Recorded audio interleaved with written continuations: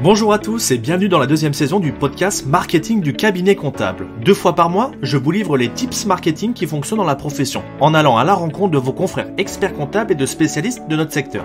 L'objectif est clair, vous permettre de faire rayonner à votre tour votre cabinet. Je suis Florian Dufour, diplômé d'expertise comptable et je suis ravi de partager ce nouvel épisode avec vous. Et sans plus attendre, place à l'interview. Bonjour à tous, je suis ravi de vous retrouver aujourd'hui pour le 4e épisode en compagnie de David Ladame. Bonjour. Bonjour Florian, bonjour à tous. Super de t'avoir dans l'épisode, ça faisait longtemps que je voulais te voir, on s'est pas croisé justement au congrès le 77e, donc là maintenant c'est fait, on va pouvoir parler du packaging de l'offre et du prix. Avec plaisir Florian et merci pour ton accueil. Eh ben c'est un honneur, donc si tu veux bien, je voudrais que tu te présentes déjà toi ainsi que BeHappy parce que peut-être que tout le monde te connaît pas et donc il faut qu'on leur explique un peu le phénomène que c'est. Ok, moi c'est David Ladame, je suis expert comptable, j'ai 42 ans, je suis papa de 2 garçons, 14 et 7 ans. Je travaille avec mon épouse depuis l'origine du cabinet. Aujourd'hui, je suis responsable dans 2 cabinets d'expertise comptable à taille humaine qui totalisés représentent une quinzaine de personnes avec un organisme de formation. J'ai été pas mal investi dans cette profession qui m'affecte particulièrement, que je passionne à la fois à l'annexe et au CJEC. Et j'ai été président du CJEC sur la mandature Conquête en 2013 et 2014, parallèlement au lancement de mon premier cabinet expert Néo. Et plus récemment, nous avons lancé la première communauté Happy Business de la profession comptable, la communauté BeHappy. Voilà, aujourd'hui, BeHappy est un jeune réseau, forme communautaire qui a 2 ans et qui totalise aujourd'hui 11 cabinets d'expertise comptable dans toute la France et peut-être, je croise les doigts, bientôt 12. Ben ça c'est une bonne nouvelle, 12 pépites qui sont à côté de toi. T'en es content, ce projet ? Ah ouais, je dis souvent, c'est mon nouveau bébé. Avant d'être expert comptable, moi je suis avant tout un entrepreneur. Tout le monde le dit aujourd'hui, mais moi je le revendique d'autant plus que c'est ce qui m'a fait arriver dans cette profession. Je voulais être à mon compte, je voulais être chef d'entreprise. J'ai été bercé plus jeune par les films, Michael Douglas, tous ces films, Wall Street, et je me suis toujours dit un jour, j'aurai moi-même ma boîte. Voilà, aujourd'hui c'est chose faite et j'en suis fier, et d'autant plus dans cette profession que j'affectionne, que j'aime, pour laquelle je pense... beaucoup de choses restent à accomplir, à faire avec ce qui se passe, l'actualité. Même si on a certains moments difficiles, moi je me réjouis du futur de la profession. Ben justement, c'est pour ça que je viens de voir, moi, c'est pour qu'on parle du marketing de l'offre. Ça fait un gros travail dessus avec BeHappy et ton cabinet, et qu'on parle de prix. Donc, dans un premier temps, à partir sur le marketing de l'offre, pour toi, quelle est l'importance de packager l'offre de notre cabinet ? D'où te vient ton expérience ? Tu fais des constats, j'ai remarqué sur quand les jeunes arrivent chez toi, justement pour BeHappy, pour dire voilà, moi je veux lancer mon cabinet. Est-ce que tu peux nous partager ton expérience à toi ? Oui, bien sûr. Alors, déjà le marketing, je suis un petit peu comme Obélix, je suis tombé dedans au tout début de la profession. Ça a été une rencontre puisque je n'ai aucune formation, je n'ai aucun diplôme en la matière. Je suis un autodidacte d'une certaine manière sur cette thématique. J'ai fait mon mémoire sur le marketing de services appliqué au cabinet expertise comptable en 2012. Ça a été vraiment la première rencontre avec cette thématique. J'ai toujours aimé la communication. J'aime ce qui est, dans le cadre professionnel, ce qui est beau, ce qui est le rendu. J'attache une importance particulière tant au fond qu'à la forme. Je pars du principe que les deux sont tout aussi importants. On peut pas avoir un fond excellent et une formalisation négligée. C'est important. Il y a une cohérence d'ensemble. Et je suis jamais sorti de cette thématique. Le deuxième élément, ça a été la rencontre avec Pascal Viau lors de la préparation d'un congrès. C'était le congrès de Paris, le premier congrès qui parlait justement du marketing, où on a collaboré ensemble sur une conférence. Et lui m'a initié à ce domaine qui est vraiment devenu un domaine prioritaire pour moi, un domaine d'excellence dans lequel je me suis rapidement beaucoup investi.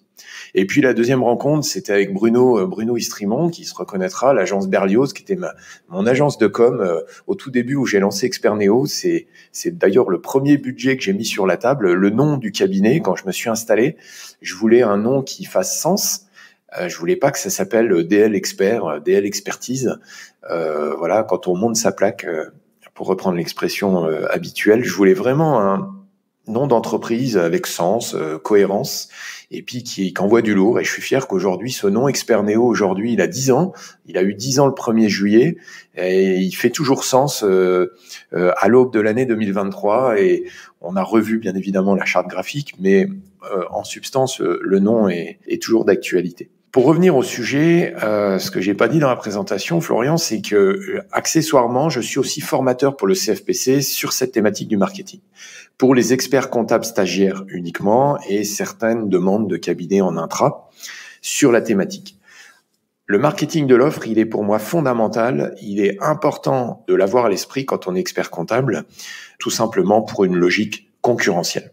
Aujourd'hui, ce qui n'était pas forcément le cas quelques années en arrière, mais aujourd'hui, les barrières tombent, la profession s'ouvre sur l'aspect concurrentiel, déjà entre nous, les confrères entre cabinets, et avec de nouveaux acteurs sur de nouveaux services, de nouveaux métiers, le tout dans une ère complètement digitale et numérique, donc en termes de comparabilité des offres de services. Aujourd'hui, le réflexe d'un prospect, d'un client, c'est, je ne sais pas si on peut le citer, c'est Google, c'est Internet, c'est la barre de recherche.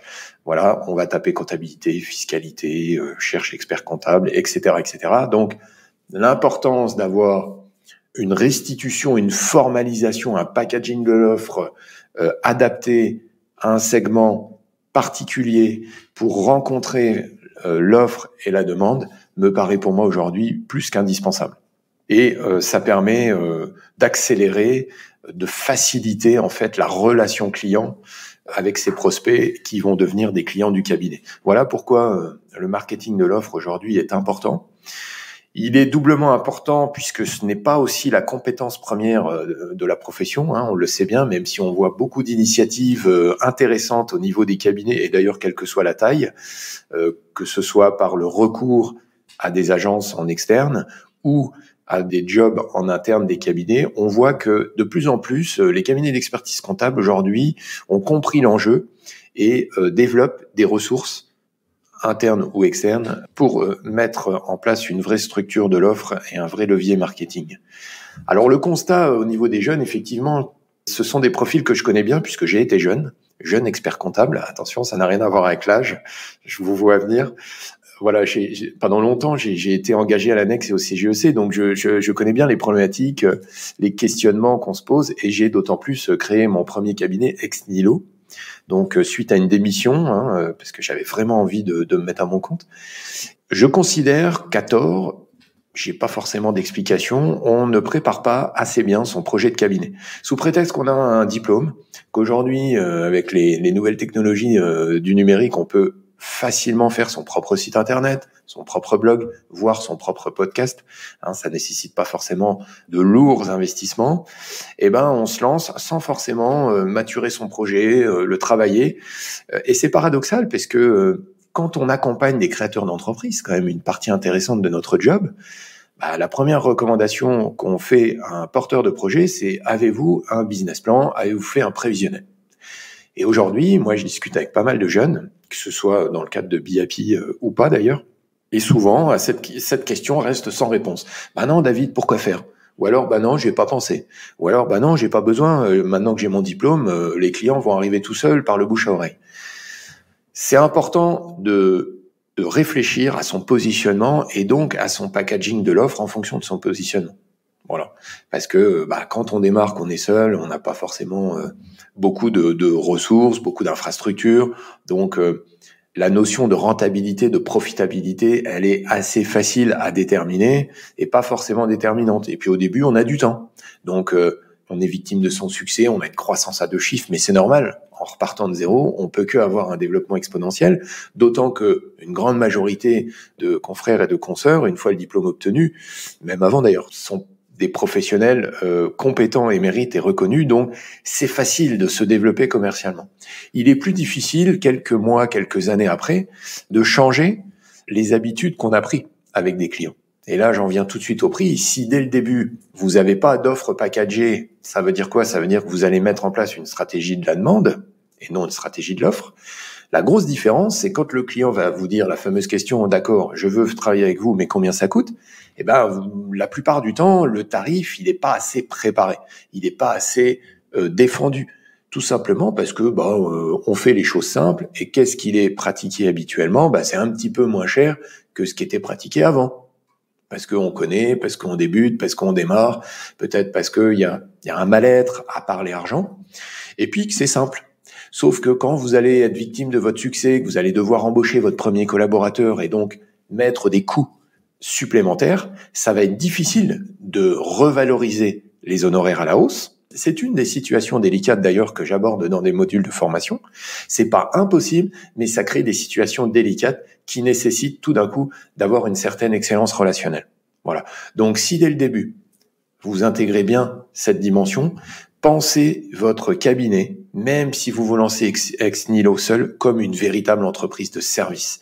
Et moi, j'aime à rappeler que ce qui conditionne la réussite d'une entreprise, c'est, et ça ne changera jamais, ce sont les 5 fondamentaux indiscutables. C'est la stratégie, donc le pilotage. Il faut avoir une vision, court terme, moyen terme, long terme.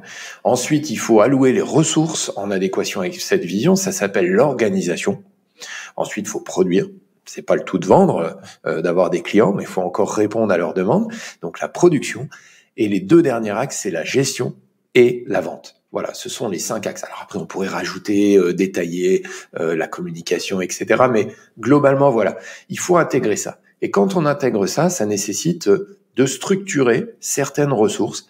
Et le marketing en est une. Alors après, nous, pourquoi on a choisi ce positionnement? Et c'est vrai qu'aujourd'hui, j'ai la fierté de dire que BeHappy, parmi les réseaux concurrents, n'ayons pas peur du mot, si on regarde les différentes configurations, on est un des rares, voire le seul, je crois, à vraiment avoir mis l'accès sur la stratégie de l'offre, puisque une des conditions, une des caractéristiques spécifiques de tous les membres BeHappy aujourd'hui en France, c'est la proposition de la même valeur aux clients à travers l'offre partagée et marketée qui s'appelle l'offre Happy Business Entrepreneur. Voilà, qui est marketée sur Internet à un tarif unique.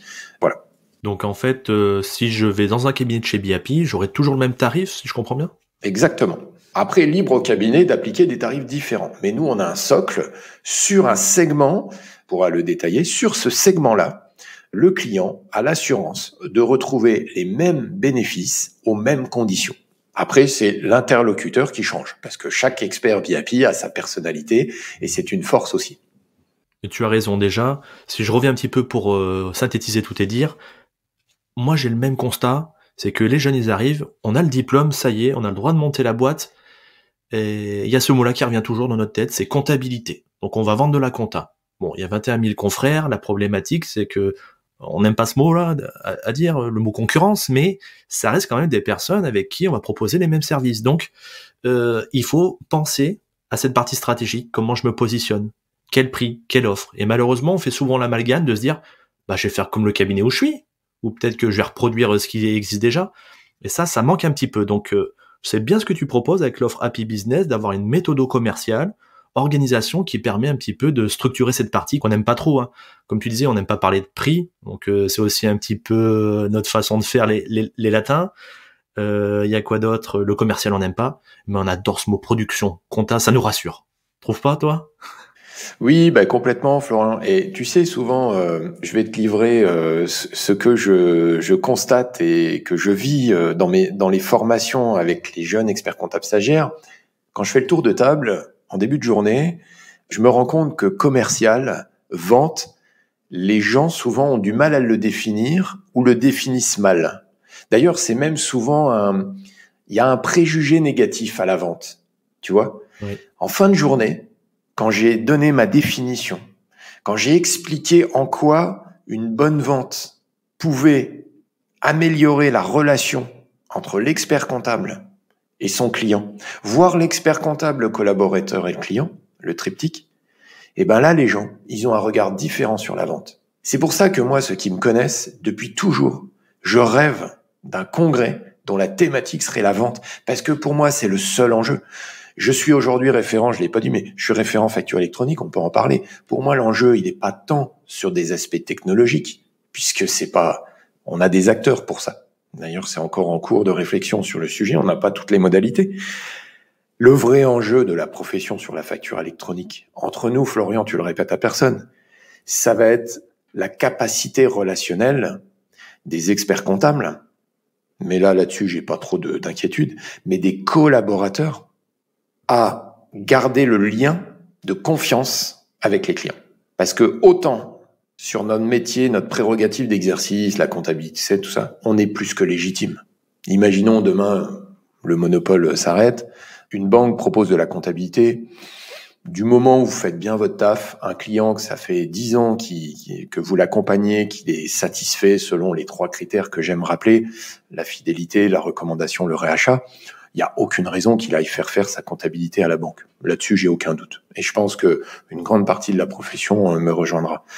Bon, si ça arrive, ça sera minoritaire. Par contre, sur tout le reste, la création d'entreprises, ce qu'on appelle le conseil, bilan retraite, optimisation prévisionnelle, calcul de coût de revient, etc., tous les nouveaux services qui vont arriver et qui vont s'accélérer avec la facture électronique, je suis pas certain qu'on soit en mesure si facilement par rapport à la comptabilité et le déclaratif fiscal obligatoire, que sur ces services optionnels, additionnels, facultatifs, on soit si à l'aise que ça à conserver les clients.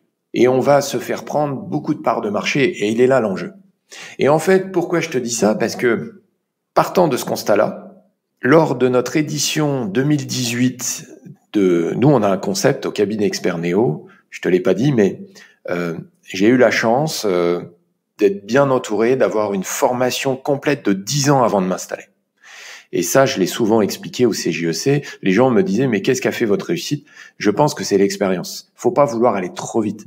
Les réussites extraordinairement rapides, souvent sont le fruit d'une longue réflexion avant, mais dont on n'a pas eu connaissance parce que c'est une réflexion de l'ombre qui est difficile. J'ai la chance d'avoir des mentors avec qui je discute régulièrement, qui sont des réussites absolues. Et tous me disent pareil, mais ils disent, tu sais David, les gens aujourd'hui me félicitent depuis 2-3 ans, parce qu'on voit les strass et les paillettes, on voit le résultat, mais c'est 20-30 années d'expérience et de dur labeur avant. Donc, moi, j'ai eu la chance, pendant 10 ans, de faire des belles rencontres dans mon précédent cabinet, de toucher à tout, de faire de l'audit, de l'expertise, du conseil.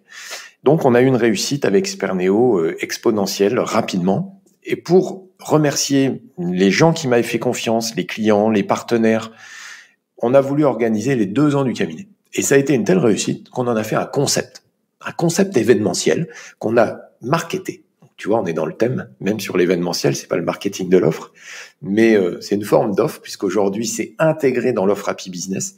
C'est qu'un client Expert Néo aujourd'hui, ou même un client d'un autre cabinet de la communauté BIAPI, peut tous les 2 ans participer à l'événementiel du cabinet.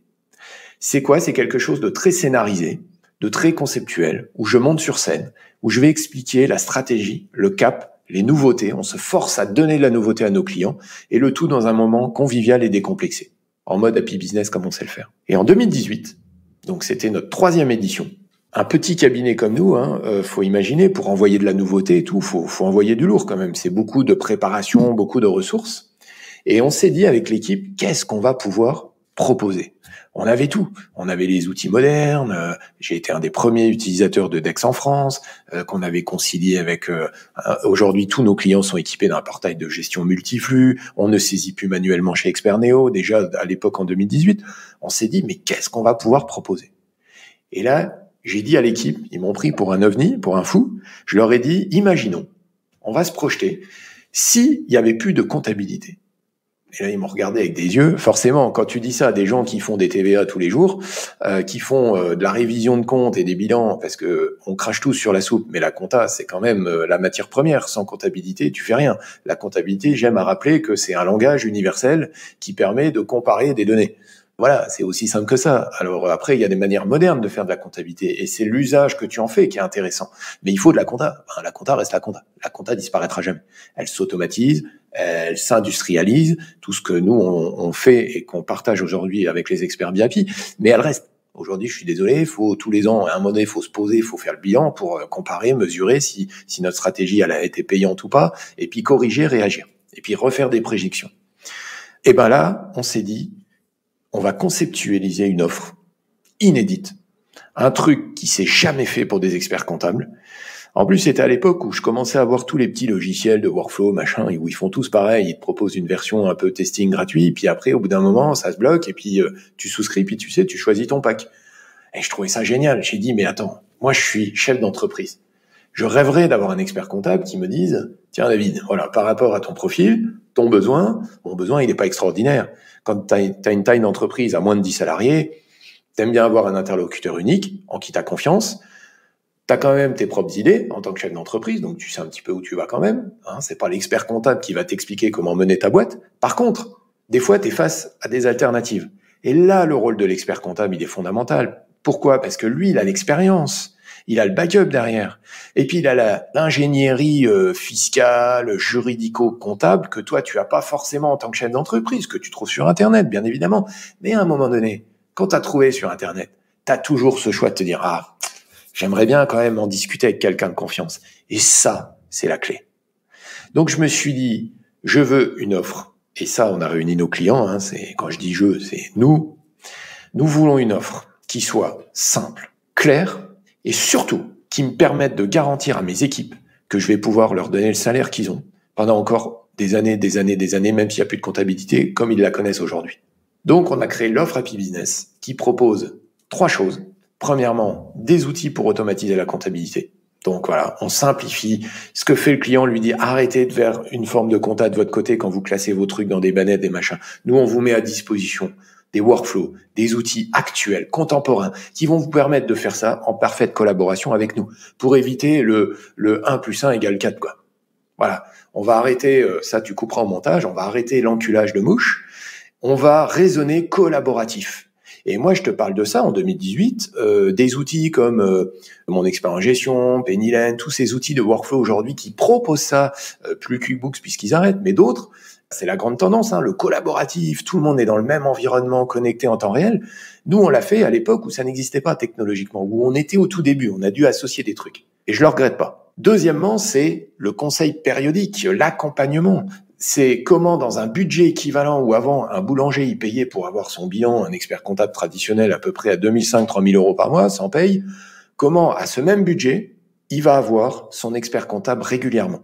Alors, quand je dis régulièrement, c'est généralement un petit rendez-vous, en présentiel ou en distanciel, d'1 heure, pour faire un point trimestriel, incluant le bilan. Voilà. Et ça, en faisant ça, tu crées du lien. Tu peux avoir de la modernité, de la démat, du distanciel, mais en même temps de la proximité, de l'écoute active. Et quand tu écoutes, tu génères du besoin implicite. Donc, qui dit besoin implicite dit mission complémentaire. Qui dit mission complémentaire, si tu y réponds, dit chiffre d'affaires pour le cabinet et dit satisfaction pour le client. Donc, c'est gagnant. Faut arrêter d'aller chercher absolument des nouveaux clients. Ça coûte cher, les stratégies de conquête. Par contre, occupez-vous bien de vos clients existants.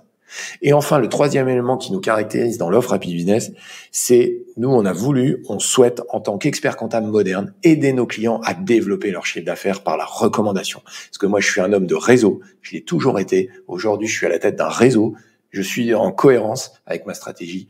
Donc, c'est automatisation, gain de temps, accompagnement humain et développement de chiffre d'affaires. Voilà les 3 axes constitutifs de l'offre Happy Business avec un prix unique. Terminé. Et du coup, on a tout le process qui va derrière, que je pourrais développer pendant une journée. Mais c'est comme ça qu'on a créé et qu'on a packagé l'offre Happy Business. Voilà. Donc, on maintient notre prix moyen, mais en travaillant différemment. Voilà. C'est très bien ce que tu as fait. Et moi, ça m'a tilté là quand tu l'as présenté. C'est que premièrement, tu restes pas sur tes acquis. Tu te dis tout le temps, bah voilà, oui, la compta on l'a, mais peut-être qu'un jour ça va disparaître. Donc, tu es tout le temps en train de te repenser en disant, oui, peut-être ça fonctionne, mais il faut penser le coup d'après. Et deuxièmement, il y a une chose très importante, et ça on l'apprend souvent en marketing, c'est qu'il faut donner sens et la parole à ses clients, parce que c'est grâce à eux qu'on va savoir ce qu'on va pouvoir leur offrir. Si ils nous parlent pas, bah, on va un petit peu dans l'expectatif. Là, c'est bien ce que tu fais, t'as bien pensé, et en plus, comme tu dis, il y a le travail de l'ombre, qu'on met souvent pas en lumière, mais ça se réfléchit. Stratégie, écoute client, et le fait, le troisième, je l'ai oublié, je te disais, c'est de toujours avoir un gain d'avance. Penser dans le futur. une vision, mais bien sûr. Et c'est pour ça que je pense que je suis plus entrepreneur qu'expert comptable pour ces raisons-là. Parce que c'est ma manière de faire, qui n'est pas conventionnelle Oui, mais bon, au il sein de la faut. profession. Voilà. Oui, mais bon, il faut savoir aussi être différent et prendre ce qui fait notre force. Si tu veux bien, je vais revenir sur le côté vente. On en a parlé, hein, le commerce, voilà, vente, commercial, c'est des mots qu'on n'aime pas dans la profession, c'est une facette mal aimée. Mais selon toi, est-ce que on doit être commercial, enfin prendre cette casquette-là en tant qu'expert comptable maintenant? Ah bah, en tant qu'expert comptable, ça me paraît évident. Aujourd'hui, un expert comptable qui n'est pas à l'aise avec le commercial peut difficilement, pour moi, s'en affranchir, tout simplement pour des soucis de légitimité. Moi, j'aime bien, j'ai toujours dit, un manager, s'il veut être légitime, il doit montrer l'exemple. Pour moi, ça me paraît évident. Moi, tous les mentors qui m'ont donné envie, ce sont des gens que j'ai vus s'accomplir, réussir dans l'accomplissement, dans l'action. Et du coup, forcément, on se projette, on se dit, oh, c'est comme lui, c'est comme ça qu'il faut faire, c'est comme lui que je veux faire. Donc, dire à quelqu'un, écoute, tu vas aller me développer de la satisfaction client, parce que c'est ça vendre en fait. Hein. Attention, hein. C'est ça le commercial dans l'expertise comptable, j'entends. On n'est pas des vendeurs d'aspirateurs. Le but d'une bonne vente, moi je dis en formation, c'est 50-50. C'est une vente parfaitement équilibrée. C'est-à-dire entre le client et le cabinet. Et c'est pas 60-40, c'est pas ouais, j'ai réussi, là, j'ai bien vendu, ouais, j'ai vendu plein de missions, j'ai vendu 30 bilans retraite. Sur les 30, il y en avait 10 réellement qui étaient indispensables. Il y en a 20 qui ont été vendus parce que la personne est excellente. Tu sais, Florian, la vente, et ça aussi, je choque les gens quand je le dis, il y a rien de plus facile comme exercice si tu respectes les techniques. La vente, c'est une technique. C'est comme les sports de combat, c'est comme le judo, il y a des prises. Bah, en vente, il y a des étapes à respecter, il y a une méthode à appliquer. Et si tu appliques la méthode scrupuleusement, 8 fois sur 10, t'es sûr de réussir. Ça se prépare. Exactement. Moi, j'aime bien la méthode du spin selling. Voilà, dans l'expertise comptable, moi, je dis toujours, il vaut mieux dire non que vendre trop facilement. D'ailleurs, souvent, je reprends cette citation. Dire oui, c'est faire du chiffre d'affaires. Dire non, c'est faire de la marge. Voilà. Donc, moi, je préfère faire de la marge. Pourquoi? Parce que un dossier vendu trop bas, avec une faible marge, ne va pas permettre de maintenir un niveau de compétence élevé, d'avoir les conditions de réalisation de la mission idéale. Bref, et derrière, ça peut générer des situations délicates. Donc, si l'expert comptable n'est pas à l'aise avec le commercial, bon, ça va être difficile, surtout s'il lui reste de longues années à s'accomplir, mais il faudra qu'il s'entoure d'une personne. Et si on définit le commercial comme cette démarche par laquelle on va optimiser la relation client dans un deal gagnant 50-50, le mot vente n'est plus un tabou, mais rime avec satisfaction client. Et du coup, tout le monde, dans cette logique, veut satisfaire ses clients, et l'expert comptable le premier. Et après, il suffit juste d'en apprendre un petit peu les contours. Et moi, souvent, je me rends compte, tu sais, dans mes formations, je ne fais que des exercices de mise en situation. Tous les experts comptables, que je remercie d'ailleurs pour leur excellente notation, pourraient en témoigner. Au début, on a peur, et puis quand on fait l'exercice, on dit « Ah, si j'avais su que c'était ça la vente, je le ferais plus. » Oui, mais vous le faites sans le savoir. Voilà. Quand vous avez une demande par mail ou par téléphone ou lors d'un rendez-vous, c'est déjà une démarche commerciale qu'il faut optimiser. Voilà. Moi, je trouve que c'est bien la vente. Moi, j'aime la vente et je l'assume. J'aime parler argent. L'argent n'est pas un tabou. Comment voulez-vous, et c'est ce que je dis à mes clients, comment voulez-vous, chers clients, que je vous conseille sur la rentabilité de votre business si moi-même, mon business n'est pas rentable? Donc oui, mes honoraires, c'est cher. Bien évidemment que c'est cher. Mais cher par rapport à quoi? Allez, on va détailler. Voilà, il faut assumer. Et surtout dans le contexte actuel où il y a une telle pénurie de main-d'œuvre, de ressources, que, raison de plus. Le problème qu'on a avec le mot commercial, c'est que pour nous, c'est un gros mot où il y a ce rapport de force. Alors que c'est pas rapport de force, comme tu dis, je suis d'accord avec toi. Moi, ce que je pense, c'est que c'est un équilibre 50-50 avec une vision long-termiste avec ton client. Tu veux le bien de ton client, donc on va le garder longtemps. Donc l'objectif, c'est de lui apporter à toi, mais aussi à lui et à ton collab. Donc le commercial, c'est juste parler, discuter, trouver un accord pour que tout le monde y gagne. Oui, et puis tu sais, Florian, les gens, ça c'est une caractéristique de l'être humain, la peur de l'échec. C'est-à-dire, oh, oui, mais si le client, il renouvelle pas, ou s'il négocie, ou s'il va voir ailleurs, ou s'il dit non. Alors déjà, moi je dis toujours, déjà arrêtez de voir votre client, votre prospect comme un adversaire. C'est pas parce qu'il dit non là tout de suite ou qu'il vous dit que votre mission elle est chère qu'il va pas signer. Ok ? Donc déjà, par rapport à ça, on décomplexifie, on se détend. Deuxièmement, il y a des gens, alors pas les experts comptables, mais il y a des gens qui aiment négocier, dont ça fait partie la négociation. Eh ben, il faut l'accepter. Si vous êtes mal à l'aise avec ça, ne faites pas de vente. La vente est une négociation. Et puis, il n'y a pas que le prix dans la négociation. Ça peut être OK, cher client, parce qu'on n'est pas dans le monde des bisounours. Attention, hein, aujourd'hui, le contexte est difficile. Les clients ont de moins en moins de capacité contributive. Vous aurez beau vouloir doubler les honoraires, si le client il n'en a pas la capacité contributive, vous avez beau être le meilleur commercial de la profession comptable, ça passera pas. Ou ça passera momentanément parce qu'après il sera dans le rouge. Donc, faut pas être débile. On a une chance inouïe, on a un atout considérable par rapport à tous les autres professionnels, c'est que nous, on a les finances de nos clients. Donc, faut pas être débile. Quand vous proposez une offre à un client, je parle d'un client, pas un prospect, mais quand vous proposez une offre additionnelle, qu'en plus le client vous l'a demandé ou que tout de moins, de par votre démarche commerciale, vous avez identifié le besoin, reste plus qu'à trouver un accord sur sa capacité contributive. S'il n'a pas la capacité contributive et que c'est un bon client, eh ben faites un effort. Ça veut dire quoi ? Ça veut dire qu'on va lui dire, cher client, à titre exceptionnel, je te fais des conditions exceptionnellement bonnes parce qu'il y a un historique entre nous. Mais je te demande un effort en compensation parce qu'on n'est pas au monde des bisounours. Moi là, je fais un effort. Donc on revient au deal 50. Je veux de toi une recommandation d'un nouveau client qui est comme toi et qui correspond à mon offre de service. D'où l'importance d'avoir packagé l'offre. Voilà. Et du coup, quand on sait quel est le client idéal, celui avec quel, parce que c'est ça l'offre Happy Business, c'est pour moi le client idéal du cabinet aujourd'hui, enfin de mes cabinets. Donc on ne veut que du client qui est éligible à l'offre Happy Business. D'ailleurs, il y a un questionnaire d'éligibilité, le prospect teste son éligibilité avant.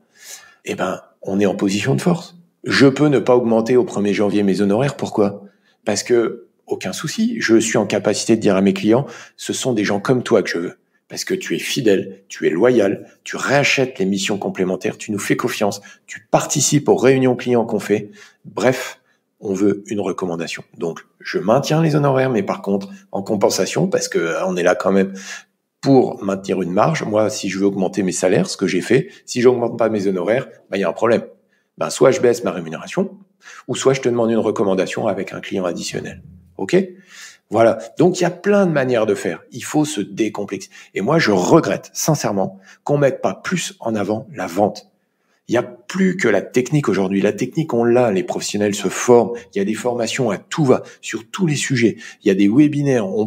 D'ailleurs, on a une obligation de maintien des compétences. Pourquoi on n'a pas une obligation de maintien des compétences en matière commerciale ? Ça serait gage de respect envers le client, ça serait salutaire pour la profession et ça éviterait bien des pratiques abusives que j'aimerais bien de temps en temps qu'on dénonce un petit peu plus. Tu as raison, faut à bonne écoute et à bon entendeur. C'était mon petit coup de gueule institutionnel et professionnel, voilà. Sur le côté commercial, je veux revenir sur un point avec toi. Tu viens de dire à l'instant que tu faisais faire un questionnaire pour qu'un client vienne chez toi. Et ça te fait pas peur, ça, au début ? Comment t'as pris de se dire, attends, j'ai refusé des clients. Voilà. Comment David Ladame, il se dit ça dans la tête ? Explique-nous. 2018, je te dis, c'est victime de notre succès, tout va bien. On se pose, on commence à travailler sur cette offre. Et dans la réflexion, avec les équipes, on se rend compte d'une chose, comme tous les experts comptables, personne ne pourra dire le contraire. Tout du moins pas au début, quand on démarre, quand on se lance, mais après quelques années, c'est qu'on a des super dossiers. Vous savez, les dossiers qui sont faits en premier par les collaborateurs, qui sont jamais en retard. La TVA, elle est faite presque le 5 du mois, 15 jours avant l'échéance. On a le temps d'appeler le client. D'ailleurs, le client, on l'entend jamais. Il proteste jamais. Les honoraires, on les augmente. Il dit rien. Il paye. Il n'y a aucun défaut de paiement. Et à l'inverse, il y a vous savez, les dossiers qui représentent 20% de la clientèle, mais 80% de l'occupation du temps de vos collaborateurs. Je te vois rigoler, Florian, mais oui, parce que tu vois de quoi je parle. Voilà. Ceux qui sont faits, tu sais, le 20 de la TVA à 16h, dans la douleur, dans l'urgence. Il y a alors de moins en moins maintenant, mais à l'époque du papier, qui était, moi j'ai connu le papier, avant de connaître le zéro papier, ceux qui étaient posés en bas de pile, tu sais, sur le bureau, où t'arrivais, tu sais, mais le dossier il est fini. Ah non, j'ai pas encore commencé, est-ce qu'il me manque les éléments ? Ça fait 10 fois que je relance le client, j'ai pas. Je fais comment? Ça s'appelle faire de la comptabilité créative. Hein, donc on improvise et ça c'est pas tenable. Donc fort de notre succès, on s'est dit comment on pourrait renverser le process, parce que l'effet pervers du truc, c'est qu'au début le client quand il vient te voir, il est de bonne foi, il est toujours organisé. Ah oui, l'organisation. En plus on lui donne un kit méthode pour s'organiser, des fois qu'il n'ait pas compris qu'une facture frais généraux, ça se met dans l'onglet frais généraux. On lui donne la définition, c'est quoi les frais généraux? On lui donne des exemples, des tutos en ligne. Tu vois jusqu'où on va quand même. Donc on se dit, le mec, il peut que être organisé. Même le plus désorganisé des clients, ça va marcher. Eh ben non, ça marche pas pour différentes raisons. Parce que le mec, au début, quand il démarre, il est plein d'ambition. Et puis tu sais, on a tous nos profils relationnels. On a tous plus ou moins nos appétences. Il y en a, ils vont adorer vendre. Il y en a, ils vont adorer ranger. C'est des maniaques du rangement. Mais ils vont être moins à l'aise sur la vente, etc., etc. On a plein de profils. Et puis des fois, on a un client organisé parce qu'il a le temps. Et puis victime de son succès, où il a un aléa physique ou avec un client, il fait que là, le mois là, il n'a pas pu faire sa compta. Et en plus, il en est désolé et il est de bonne foi. Sauf que toi, ton dossier, il dérape. Et puis ton collaborateur, il est dans le rouge parce qu'il est déjà occupé, hein, je connais aucun collaborateur de cabinet qui travaille 4 jours par semaine, ou tout du moins qui conserve son vendredi après-midi à rien faire. Ça, c'est une idée que je lance dans les formations. Souvent, je dis, lequel d'entre vous a dans son agenda le vendredi après-midi de bloquer? Enfin, jusqu'à 15h, pour ceux qui partent en week-end à 15h, hein, bien sûr. Non, trêve de plaisanterie, ça n'arrive jamais. Tout le monde est débordé. Aucun professionnel qui m'écoute n'a dans son agenda des plages dédiées à la réflexion stratégique, à la résolution des situations délicates, à s'entraîner avec les collaborateurs, à simuler des dossiers compliqués, etc., etc. Ça n'arrive pas et c'est une erreur. Donc pour pouvoir arriver à ça, on n'est pas au monde des bisounours, hein, on s'est dit on va prendre le problème à l'envers, c'est-à-dire dès l'entrée, quand on va avoir une demande, on va faire en sorte de ne prendre, ou tout du moins de n'affecter du temps, le premier c'est le rendez-vous prospect, à des clients qui ne soient éligibles que à l'offre qu'on a, parce que cette offre, elle est géniale pour nous. Je dis bien pour nous, hein, elle serait peut-être pas géniale pour un autre cabinet, mais pour nous, elle l'est. Parce que c'est celle-là qui conditionne la rentabilité du dossier et la banane de mes collaborateurs et la satisfaction de mes clients. Voilà. Et d'ailleurs, je forme mes clients à la recommandation. Je dis, arrête de m'envoyer des BNC ou des Prolib, des machins ou des taxis. J'en veux pas. J'en veux plus. Voilà. Je veux des TPE, moins de 10, SARL, SAS. Je forme, je leur explique, je prends le temps. Il me dit, mais tu veux quoi? Je dis, je veux des gens comme toi. Voilà. Je veux un client. Si tu vois un client comme toi, voilà, toi, tu as une note de 9 sur 10 chez nous actuellement. C'est ça que je veux. Je veux pas du 7, je veux pas du 6 sur 10, je veux du 9 sur 10. Ah, d'accord. Alors, c'est plus long. Ça peut faire peur au début. Puis, il faut le faire progressivement. Faut pas tout changer du jour au lendemain. Mais c'est pour moi le salut du cabinet. C'est oser dire non, la culture du non. Et je peux vous garantir que aujourd'hui, nous, nos clients qui nous recommandent, c'est marrant parce que ils le disent. Quand j'ai un prospect, toujours, je sais qu'il est recommandé. Et ils me disent, je sais que chez vous, je suis pas sûr de devenir client. Il y a déjà cette culture, tu sais, ça interpelle la frustration. Ça interpelle, je sais pas comment l'expliquer, mais ça interpelle que plutôt le cabinet qui prend tout le monde. Oui, venez. Moi, je dis non, je prends pas tout le monde parce que déjà, premièrement, nous sommes victimes de notre succès. Et on le voit de plus en plus d'ailleurs, des cabinets qui assument le fait de plus prendre de nouveaux clients. Nous, on prend plus de nouveaux clients. C'est un peu une chance, en fait, qui se dit le client. Et du coup, il est plus dans l'acte d'achat aussi, peut-être. Oui, et puis c'est cohérent. Là, témoignage d'une cliente là que je fais travailler sur mon organisme de formation, une coach. Récemment, elle me dit, David, je vais vous dire la vérité. Vous savez, je me rappelle quand je suis venu chez vous, j'avais 4 propositions de valeur. Il y avait un gros cabinet local qui était la référence, qui est partout. Donc forcément, le nom ressort, que je ne citerai pas. Très bien, très bon rendez-vous, proposition de valeur sur mesure, correcte, pas donnée, mais j'en avais pour mon argent. Très important. Là encore, le prix ne veut rien dire. Deuxième proposition, un cabinet indépendant, traditionnel. Alors là, ça allait pas du tout parce que vieillot, 100% papier, ça lui correspondait pas. Elle me dit l'expert comptable, très bien, très bon professionnel, mais très à l'ancienne. Donc non. Un cabinet en ligne, que je ne signerai pas non plus, qui est très connu, qui est nancéen, je donne un indice. J'ai pas dit, moi, je suis à Nancy, mais voilà. avec lequel souvent c'est sans pépin, c'est leur slogan. Bon, là, j'ai donné des indices. Et bien souvent, nous, pour être à côté, on récupère les déchets. Enfin, d'ailleurs, j'ai arrêté. Un client qui vient de chez eux, chez moi, c'est non à l'entrée. Je lui dis, faites-vous 2-3 années ailleurs et puis revenez me voir. Mais non, c'est catastrophique. Je comprends même pas que ce soit possible, mais bon, bref. C'est un autre débat. Et enfin, Expert-Néo.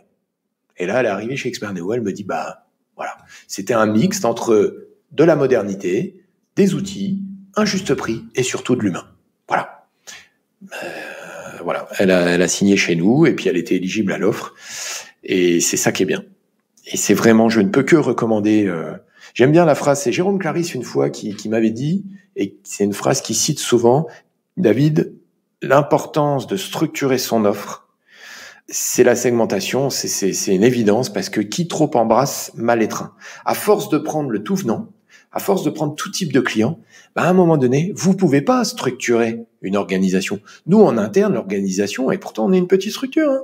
On a un data controller depuis maintenant 4 ans. C'est data control, on fait plus aucune saisie manuelle. Mais pour pouvoir faire ça, il faut prendre les clients qui sont réceptifs, qui sont éligibles. Si le client dit, mais moi David, je veux pas utiliser votre outil là, je veux pas prendre en photo mes factures, enfin maintenant on les transfère par mail, mais même pas en rêve, je le veux pas. Je lui dis allez voir ailleurs, il y a 400 experts comptables à Nancy qui attendent que vous. Mais même pour toi, en tant que chef d'entreprise, moi c'est ce que je dis à chaque fois, c'est que si on market pas son offre, son prix, son positionnement, tu vas recevoir 200 prospects qui correspondront peut-être pas à toi. Donc ça va faire 200 heures de toi en tant que chef d'entreprise Exactement. Perdu.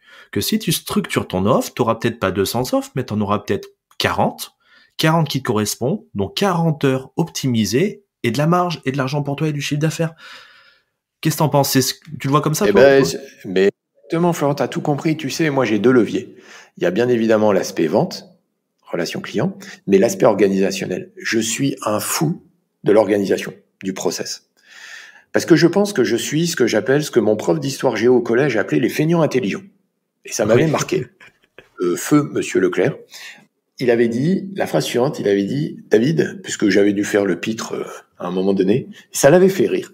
Et il m'a dit, David, il était exceptionnel. Ceux qui réussissent dans la vie sont les feignants intelligents.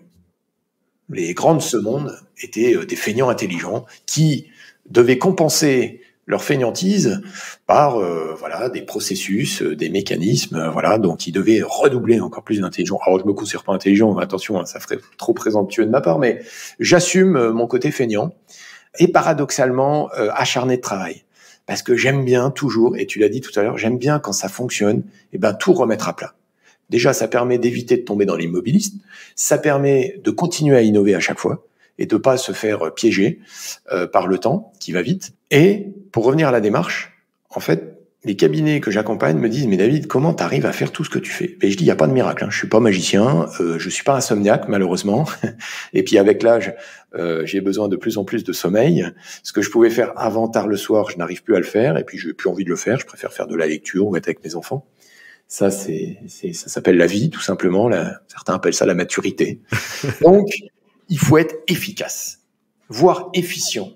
Donc, dans ma démarche commerciale, le fait d'avoir une offre spécifique pour des clients spécifiques, une typologie client, me permet, comme tu l'as dit, de ne plus faire beaucoup de rendez-vous prospects pour en signer peu, mais je fais peu de rendez-vous prospects parce que mes prospects sont éligibles à mon offre et c'est moi qui suis en position de force à savoir si oui ou non je le prends. Et mon rendez-vous, il dure 1 heure. Le client, il repart, il a signé sa lettre de mission, en signature électronique, bien évidemment, et il a sa date d'embarquement chez Expert-Néo. Voilà. Il n'y a pas de secret, il n'y a pas de miracle. Et les experts comptables BIP qui ont commencé à mettre en œuvre la démarche, leur retour, et c'est véridique, vous pouvez, les noms sont connus, vous pouvez les interroger, ils me disent, mais David, pourquoi j'ai pas fait comme ça avant? Mais parce que c'est pas la démarche normale, c'est pas... Voilà, on a des habitudes, on a des organisations, des process, que par habitude ou confort, on change pas. On a l'habitude d'aller dans des réseaux, de parler de qui on est. Quand on parle de qui on est, qu'on parle bien, forcément, les gens, ils viennent nous voir. Je viens vous voir, là où je suis, c'est nul. Vous, c'est merveilleux. Oui, bien sûr, je suis meilleur que les autres, mais pas du tout. C'est juste que moi, j'ai une façon de faire différente. je suis en conformité avec mes valeurs, avec moi-même.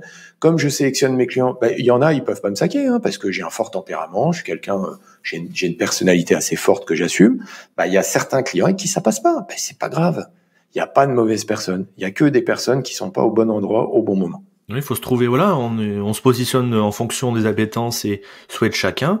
Et moi, ce que j'aime bien, tu vois, c'est de me dire des choses qui fonctionnent dans d'autres secteurs, même si c'est complètement différent de l'expertise comptable, faut les regarder. Peut-être qu'un jour, on pourra devenir comme eux. Il faut savoir toujours se remettre en question. Et donc maintenant, si tu veux bien, on va aller dans ce qui dérange, le prix. On va parler de prix. Je suis venu au départ pour ça parce que c'est tabou dans la profession, alors que toi, tu l'affiches clairement sur ton site internet. Oui. Et en fait, tu fais tout le contraire, toi. Alors, est-ce que tu peux nous expliquer ce raisonnement tout le contraire, un petit peu océan bleu, et comment, en fait, tu arrives quand même à retrouver au niveau de la marge sans négocier ton prix, il est toujours fixe. On pense pas comme ça, nous. Donc, tu peux nous faire un retour? Alors, oui, bien sûr. Quand tu conçois une offre, quand on l'a conçue en 2018, l'offre Happy Business, pour qu'elle soit vraiment différenciante et percutante, il nous fallait un prix fixe. Parce que des offres marketées par des cabinets, il y en a. Des offres en ligne, il y en a. Des offres sur les sites, il y en a. Par contre, le prix, c'est toujours à partir d'eux, avec des petites étoiles ou des intervalles. Bref, c'est pas transparent. Je sais pas pourquoi. Enfin, j'ai ma petite idée. Nous, on a voulu frapper fort. On s'est dit, faisons le travail à l'inverse, c'est-à-dire, comme on ne prend qu'une catégorie de clients spécifique qui nous correspond, parce qu'on a une approche communautaire. Je rappelle, on ne fait pas que de la compta. On fait principalement de la conformité, de la comptabilité, de la fiscalité qui va avec et le déclaratif, mais on fait aussi plein d'autres choses. On fait des réunions d'information, on fait des petits déjeuners, on fait des néodés tous les 2 ans, on fait plein d'événements et on veut que nos clients y participent. C'est compris dedans, c'est ça? C'est compris dedans. D'accord. Voilà. Donc déjà, ça aide. Et c'est différenciant parce que ça, tout le monde le fait pas. Oui, parce que à tous ces événements, moi, je donne de l'information. J'explique l'actualité du moment. Je donne des informations importantes à mes clients, stratégiques, sur la facture électronique, sur ça. Je sensibilise. Je donne des infos sur l'équipe. Je donne des infos sur l'infrastructure. Je dis attention, là on est en tension, là ça va bien, là c'est. Donc c'est vital pour moi. C'est un lien permanent. On parle vraiment de communauté. Et c'est ce qui ressort dans mes clients. C'est ce qui fait plaisir. C'est que les clients disent, Expert-Néo, c'est plus qu'un cabinet d'expertise comptable. C'est une forme on appartient à une communauté qu'on a appelée d'ailleurs la communauté BIAPI, puisqu'il y a BIAPI expert pour la profession, mais il y a aussi BIAPI entrepreneur pour tous les clients des cabinets BIAPI. Et ça va se développer de plus en plus avec le temps, et tant mieux. Donc, il nous fallait, comme une forme de cotisation d'adhésion. Quand tu vas dans une association, t'imagines si on te disait, là, il y a une association sportive d'aïkido, et ça coûte combien? Ça dépend. Ça dépend quoi? Ça dépend si tu vas être bon ou pas, ça dépend de ta progression, ça dépend si tu t'échauffes vite, non, c'est pas tenable. C'est une association, il y a une adhésion. Bon. Alors nous, c'est un petit peu différent puisque on est dans de la prestation de service. Donc pour éviter cette notion de volumétrie, donc de tarif à la demande avec la problématique de volumétrie, nous on impose un processus. C'est-à-dire qu'on a industrialisé le processus de livraison du service de base. Donc le service de comptabilité et déclaratif. Et on s'est dit, pour que notre client, avec cette marge et ce calcul de coût de revient, puisque forcément on a fait du testing, t'imagines bien, on l'a pas sorti comme ça en un week-end d'un chapeau magique, on a mis des années, même le prix, là on est en train d'actualiser le prix, bientôt vous allez avoir la nouvelle version de l'offre Happy Business, je vous donne un scoop. À l'époque, d'ailleurs au moment où tu mettras en ligne ce podcast, peut-être que ça sera déjà sur le site. Donc tu vois, on le fait évoluer, on s'enrichit du retour expérience client. Et ce prix, il a été co-conçu avec des clients. C'est très important. C'est-à-dire que quand nous, on a eu l'idée de base, qu'on a eu les services qu'on allait inclure dedans, ceux qui n'allaient pas être inclus, qu'on avait un petit peu l'ossature, on a présenté un groupe projet de clients. Moi, j'ai toujours fait comme ça. J'ai des clients fidèles, historiques, en qui j'ai confiance, à qui je dis, voilà mon idée, voilà le projet, qu'en pensez-vous? Et là, on s'est tous mis d'accord autour de la table. Et c'est comme ça qu'on a déterminé en fait une forme de capacité contributive pour les services livrés du client sur ce positionnement-là. Voilà. Et on a fait tout le process qui va.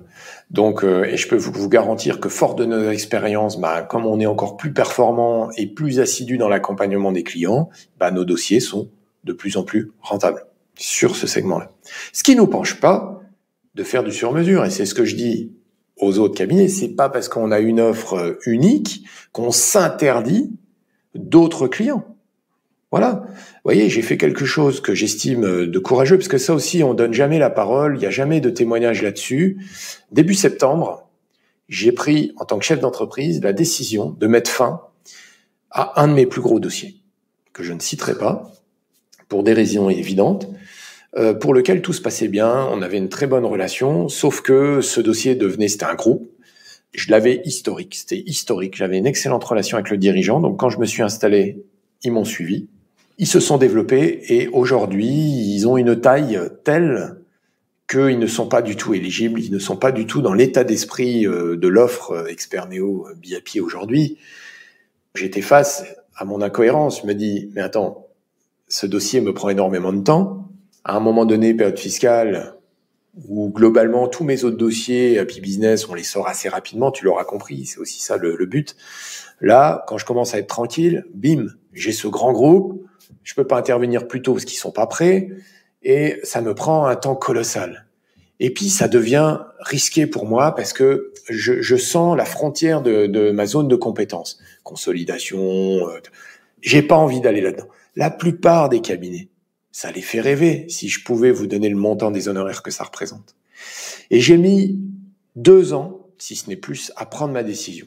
En partie à cause de ça, parce que ça représentait beaucoup d'honoraires. Et forcément, quand tu mets fin à un contrat, t'es aussi chef d'entreprise, tu regardes ta rentabilité, ça peut déstabiliser. Et j'ai regardé, je me suis dit, si je suis cohérent avec moi-même, si j'applique le discours que je conseille à mes experts BIP, de dire, focalisez-vous sur ce segment qui est un bon segment, l'offre Happy Business, pour les entrepreneurs. Si je l'applique à moi-même, combien il me faudrait de dossiers Happy Business pour compenser? Et en fait, du moment où j'ai pris ma décision, où je l'ai annoncé au client, qui l'a pris, qui a compris, parce que j'ai expliqué pourquoi je le faisais, et dans une logique de satisfaction que je craignais de ne plus pouvoir répondre de manière optimale à ses demandes, il l'a compris. Il était dégoûté, mais il l'a compris. Et je lui ai laissé un préavis pour se retourner. Il faut faire les choses professionnellement. Mais du moment où j'ai pris ma décision, en fait, on se rend compte que la nature a horreur du vide. Et comme j'ai toute confiance en ma capacité commerciale, j'ai pu prouver à mon équipe que j'avais très rapidement remplacé sur des dossiers qui sont notre cœur de cible, nos dossiers prioritaires, ceux qu'on kiffe par-dessus tout et qu'on veut par-dessus tout. J'ai réussi à remplacer un dossier qui devenait délicat pour nous. T'as complètement raison, où en fait, tu dis la nature a horreur du vide, t'as dégagé du temps qui t'a permis de remplir de l'autre côté. Et une chose très bien, c'est, on n'ose pas assez le dire, c'est de se dire, voilà, j'ai des limites, j'arrive au bout de mes limites, on peut pas être fort partout en expertise comptable, c'est ce que je dis moi à chaque fois, c'est de se dire, voilà, pour bien satisfaire son client, il faut savoir dire stop aussi. Dire voilà, là, moi, ça me dépasse, vous aurez peut-être mieux ailleurs.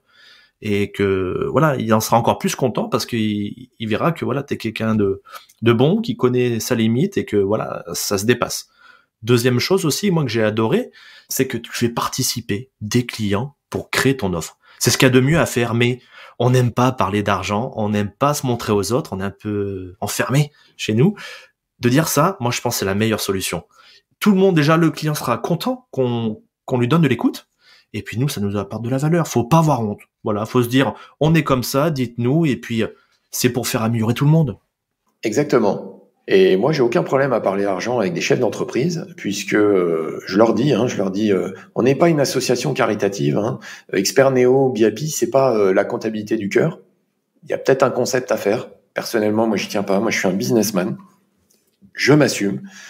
Il faut des ressources humaines, il faut des ressources financières. C'est cette allocation, c'est ce combo des deux qui va faire. Parce qu'aujourd'hui, on vit dans un monde numérique où il nous faut des logiciels, où on a de plus en plus d'abonnements, on a de plus en plus de ressources technologiques avec des coûts qui s'ajoutent. Donc, à un moment donné, le client, il doit payer. Mais il doit payer un juste prix et il doit en avoir pour son argent. Et un juste prix qui soit cohérent aussi avec sa capacité contributive. On en revient toujours au même. Si moi, j'avais voulu faire de l'offre Happy Business sur ce segment-là, un tarif à 5 000 euros par an, moi, mes petits clients, ils pourraient pas me payer pendant 10 ans 5 000 euros par an. Moi, mon but, c'est de faire du long terme. Et quand vous parlez franc et que vous dites, oui, mais si au lieu de 5, on est à 3 000, 3 240 ou 3 500, le budget, pour arriver à ça, cher client, il faut que vous soyez au top de l'organisation. Et nous, on va vous mettre les outils et toute la démarche en œuvre, mais il faut la respecter, cette démarche. Sinon, on peut pas vous garder, c'est pas possible. Sinon, ça veut dire qu'il y a un complément, il y a une rallonge, ou alors que vous allez voir ailleurs. Parce que moi, je veux pas changer mon organisation. Parce qu'il y avait cette possibilité-là de dire, ceux qui sont les moins assidus, on les garde, on fait pour eux ce qu'ils veulent pas faire, et puis on leur met un petit complément, ce qui est une possibilité. Moi, j'ai pas voulu faire ça. Parce que sinon, ça serait dire oui à ce qui n'est pas la règle. Moi, j'ai une règle, et voilà, il faut s'y tenir. Et si tu t'y tiens, cher client, tu en auras pour ton argent. Et tu pourras exiger la proposition de valeur que je t'ai vendue. Pareil, quand tu abordes le prix, moi, c'est ce que je mets toujours en avant, c'est pas une charge. On voit toujours la charge. C'est de le présenter en tant qu'investissement. Dire, voilà, ça a un coût, mais qu'est-ce que ça va rapporter derrière? C'est toujours ça qui est important. C'est comment on va le vendre. Et on arrive presque à la fin. Moi, j'aimerais que tu donnes à ces experts comptables ton conseil. Qu'est-ce qu'un confrère qui souhaite revoir ou définir son offre, qu'est-ce qu'il doit faire? Est-ce que tu aurais des outils ou des erreurs à éviter que tu as pu avoir, toi, ou stratégiques? Donne-nous le conseil pour réussir.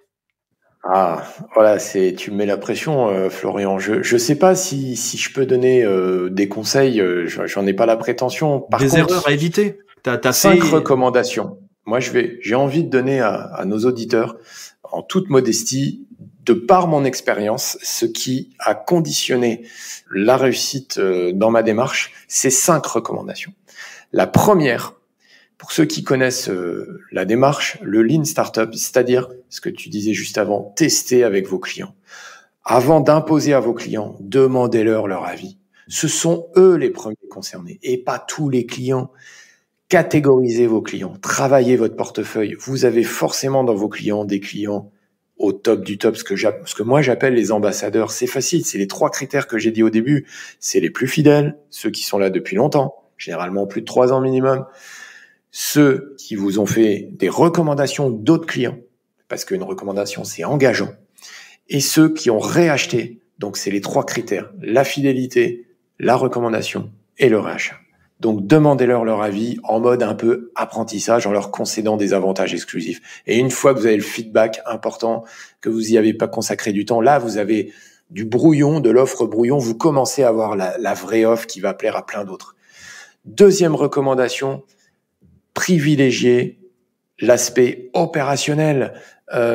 Faites des plans d'action. On parle de marketing opérationnel, pas de marketing théorique. Faites pas des réunionites à tout va ou des trucs trop ambitieux. Soyez concret, factuel. Soyez simple. Regardez ce qui se passe sur le terrain. Allez sur le terrain. Vivez l'offre que vous vendez.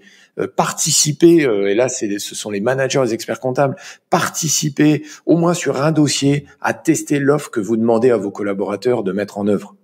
Troisième recommandation, fixez-vous pour le cabinet des objectifs SMART. Trop souvent, les gens y passent de rien à tout.